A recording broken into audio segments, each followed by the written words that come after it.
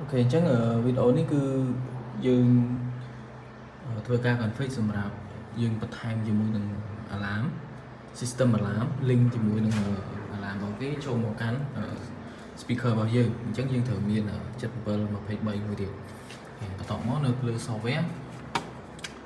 dương add alarm bao dương chấuต่อไปយើង add ចូលហើយយើងចូលមកកាន់ alarm strategy ចឹងអានេះជា alarm របស់យើងពីមកដាក់ឈ្មោះហើយយើង add អានេះជា device របស់យើង add device របស់យើង select device ហ្នឹងមកអានេះ0ចឹង alarm របស់យើងវាមាន16 0ចឹងយើងរើសតាម0ដែលយើងប្រើក៏បានឬយើងរើសទាំងអស់ក៏បាន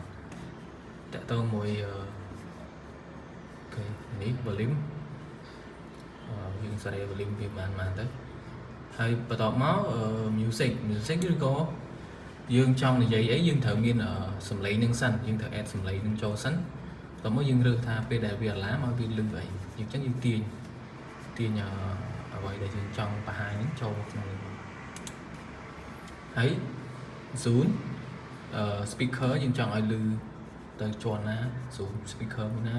ampli មួយណាយើងរើសមកក្រុមកន្លែងនេះយើង loop play back ចឹងវា play រហូតតតែ alarm គេ cancel បានវាឈប់ play យើង save ទៅ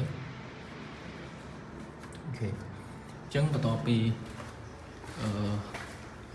នេះយើងត្រូវតចូលក្នុង alarm out របស់គេចឹងវាជាប្រភេទនេះយើងត្រូវការតជា NO ដោយសារនេះនៅពេលដែលវាប៉ះគ្នាគឺវានឹង alarm